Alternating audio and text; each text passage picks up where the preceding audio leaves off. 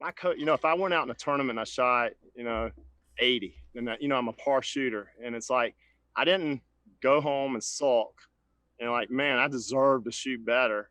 I went out there and practiced, got my pro, like what, I missed these putts, got some drills, worked my butt off on it and went out there and earned it, but a lot of these current day players just feel like they deserve to be, you know, they deserve, it's an entitlement. I don't know if you can answer that. Do y'all experience what I'm talking about? Well, I want Martin to chime in. No, go ahead. I've got a good story for you. I'll use my son as an example. My little guy Jackson. I'm surprised he hasn't barged through the door actually. So he's been golfing with me now for about 5 years, and he's 10, and he hits it pretty good. And we had a little weekend of golf because golf courses are open here. We played with another father-son last weekend. He played quite nicely. He hit a lot of, drove it great. Had very few missed shots, and and I told him, I said, he plays ice hockey, and I said, hey buddy, I go, remember that kid on your ice hockey team when he has a bad shift? What does he do and really upsets you? He goes, Dad, he pouts and he gets really upset. And I go, how does that make you feel? I go, man, he goes, I don't like being around him when he's all pouty like that and he's all pissed off.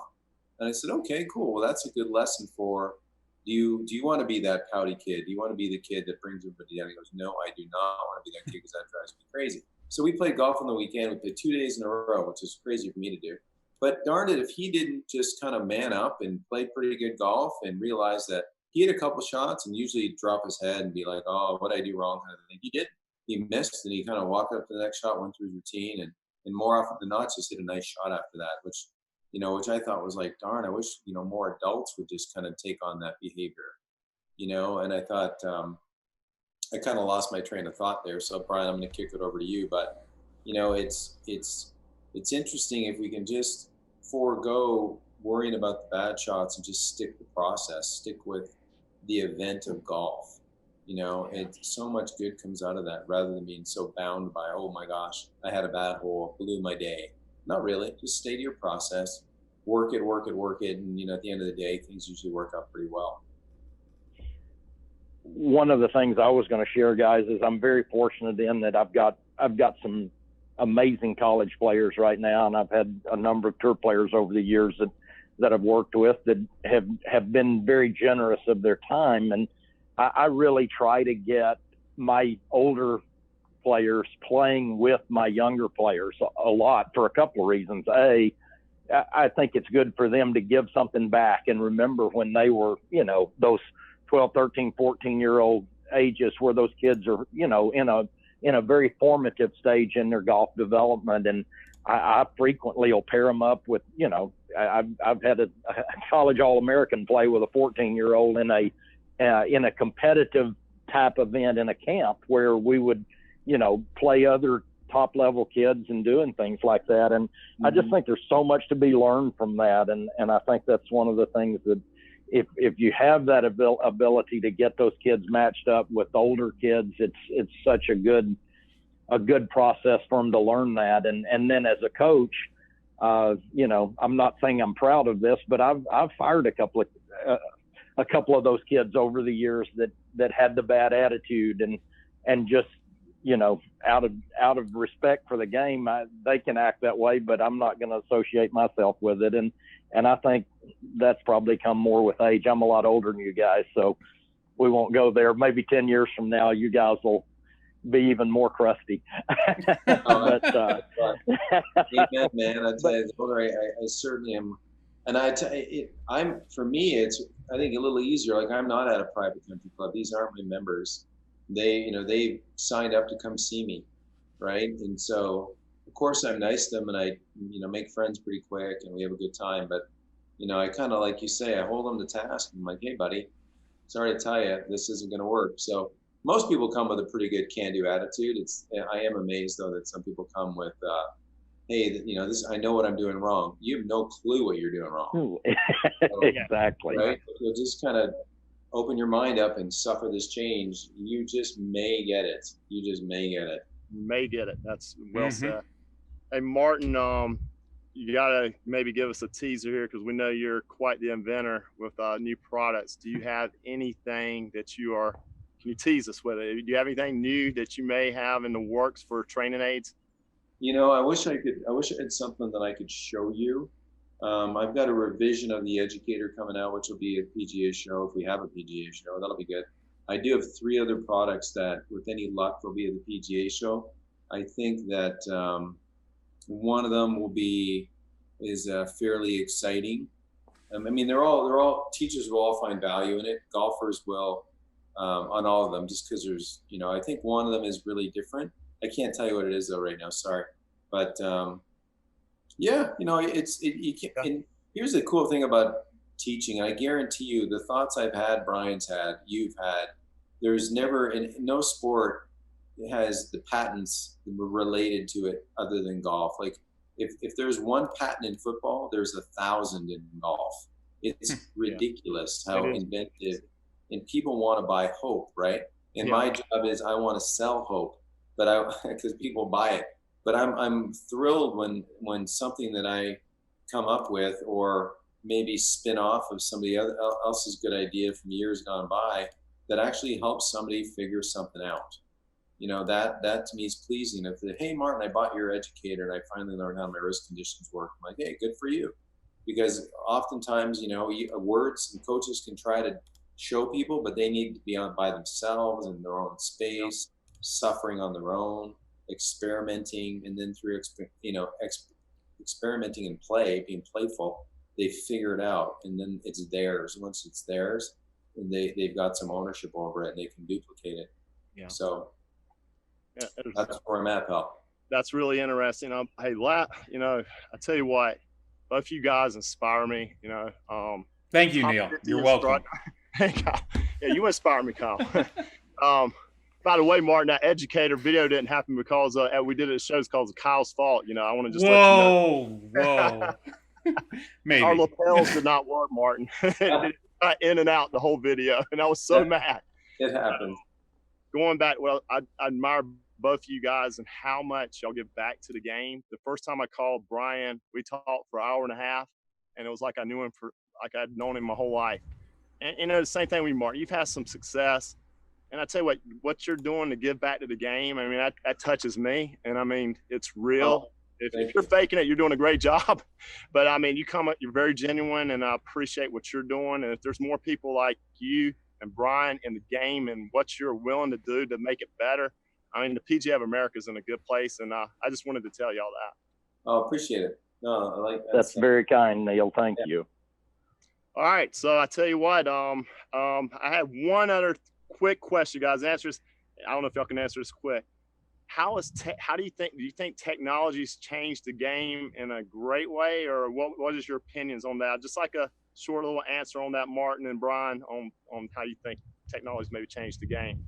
Well, I can tell you what, it sure helped people kind of get a good driver in their hands in most cases. Yeah. You know, I mean, if you don't spend a little bit of time with a good fitter outdoors with a launch monitor, shame on you, because you know, you can certainly you can masquerade a little bit of an impact issue with a good driver.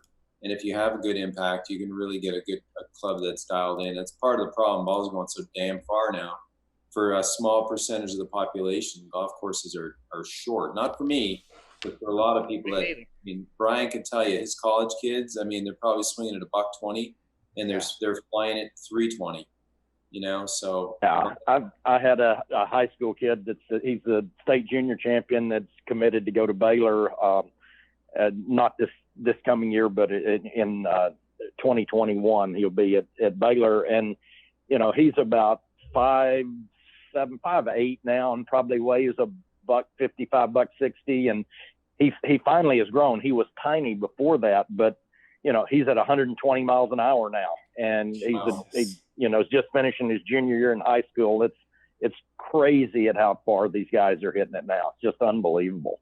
Yeah, no, I know. And it's weird. I mean, it's such a small percentage of people though that stretch the ball that far. Like I'm 51, I swing it probably 105, 107 miles an hour.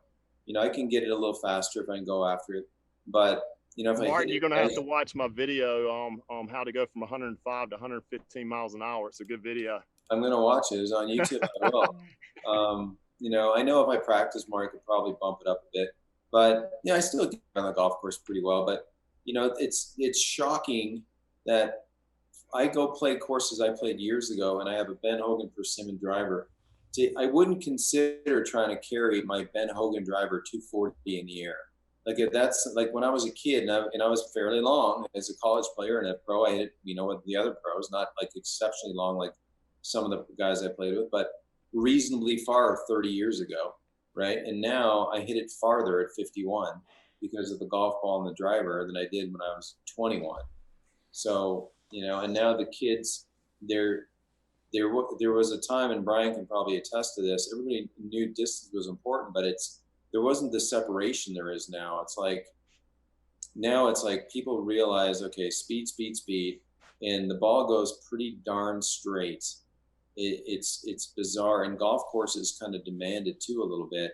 Like there was very rarely, there was always two par fours on one on the front nine, one on the back nine that were 420 when I grew up, and they were the quote long ones. Now a 420-yard par four is a driver pitching wedge. It used to be a hole that you'd hit driver and you'd have long iron into, or maybe take the head cover off a 5-wood that nobody even carries anymore. So Brian, what do you want to add to that? Well, I couldn't agree more. I think that from a fitting perspective, the technology, if you're not getting custom fit for a driver, and that's anyone that once you've got somewhat of a repetitive motion, I think the technology enables you to, you know, to certainly enhance and improve on your present day equipment if you weren't fit for it.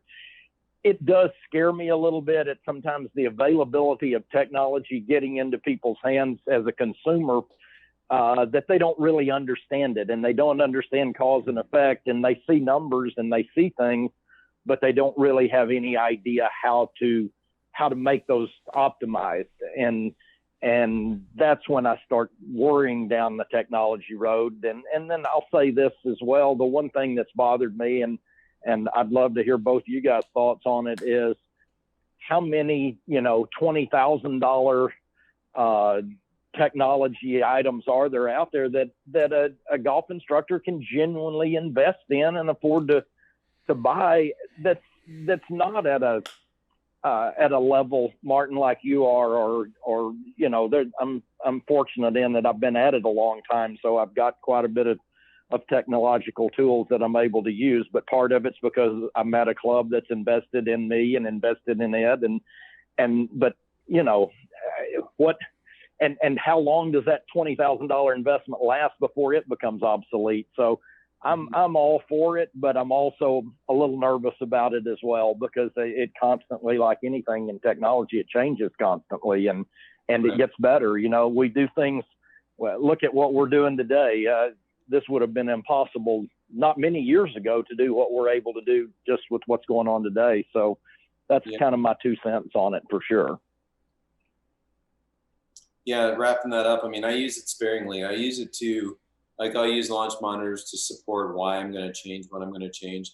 I have a 3D gears machine in my studio at work, and I'll use that sparingly to, you know, maybe take a fingerprint of a golf swing and then show when I see some, you know, neat upgrade, or maybe really want to say, hey, listen, you're really not making the change. Come on in here, let me show you what I need you to do. And so I'll use it to support arguments. I don't live on it. There's some pretty cool, and I totally understand your point. Like being a young coach getting started, you feel like you're behind the 8 ball because you might not have some of these things that people think you need to teach golf, which you really don't. You know, so I mean, like I had lessons today. I used TrackMan in 1 of 4 lessons because the guy's like a really good player, and he's working on a couple basic things of carry distances that most guys are just trying to hit it solid. This guy's trying to hit it, you know, within 10-yard windows at, you know, 190 yards. A lot of people can't hit it that far. So, you know, I hear you. I mean, I have the bells and whistles. I use them sparingly. I use them to kind of support arguments, but I could be just fine, you know, honestly with my iPhone, because that's really all I record on it. I use an iPad. The rest of the stuff I use a little bit, but you don't really need it. I'll tell you what, you know, I think a lot of, Brian. I was just going to say, I think a lot of it too is, Martin, you and I grew up in an era where, you know, we didn't have all of those things. You had to learn cause and effect and learn what was going on with the golf club and the golf ball. And by doing that, I really like what you said. They're tools, and you use them to support arguments and help people that are more technically inclined to understand those things. And then obviously they've got benefit for some of the best players, and certainly those things are different, but most of our lessons aren't technical enough to get to that point in the majority of the cases. Yeah, I agree. I use with like a lot of juniors I teach, like you do, Brian, but I like the little Mevo. I mean, it's affordable, and you know, we'll play chipping games, you know, when it's a group of them together, so you can hit it closest to the yardage, and they seem to like that, but I use it sparingly too. I mean, it's not the main thing. I use it more for fun and games with the kids and getting their yardages for clubs, you know, when they go out there and playing tournaments. Sure.